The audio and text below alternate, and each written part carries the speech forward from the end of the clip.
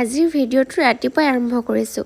এয়া মই গা পা ধুই আহি ৰেডি হৈ ল'লোঁ আৰু আজি আমাৰ ঘৰত আছে বছৰিকীয়া আইতা ককাৰ।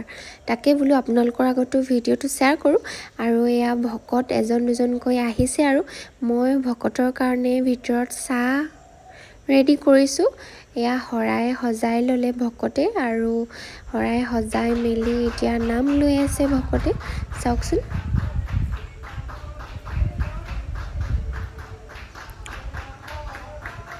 এফালে নামো সামৰিলে, আমি সেৱা কৰিলোঁ। সেৱা কৰি এয়া মাহ প্ৰসাদ বিলালে। মাহ প্ৰসাদ খাই ল'লোঁ। এফালে খাই লৈ আকৌ বাহিৰত বৌ আৰু খুৰীহঁতে এয়া চব্জি বনাই আছে আৰু ভকতে এফালে ৰস গ্ৰহণ কৰিলে চব্জিৰ লগত। তাৰপাছত আজিৰ ইমানতে সামৰণি মাৰিলে আৰু এফালে বা আহিছিলে সকাম খাবলৈ আৰু এয়া আলু খানি আছে দেউতাই আৰু এফালে বৌয়ে খানিছে, বায়ে চাই আছে। ময়ো বোলো পোৱালীজনীক লৈ পিনে আহিলোঁ চাওঁ বুলি।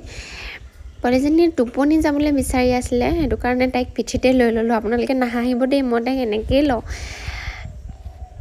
এয়া তাই ফোনটো দেখিলে মানে হাঁহিবই আৰু মানে হাঁহি দিছে, দেখিছেনে?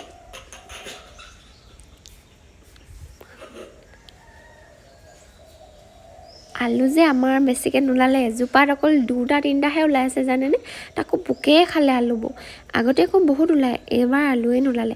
আপোনালোকৰ ফালে ওলাইছেনে বাৰু জনাব। আৰু আজিৰ ভিডিঅ'টো ইমানতে সামৰিছোঁ দেই। লাইক এটা কৰি দিব ভাল লাগিলে। থেংক ইউ, বাই।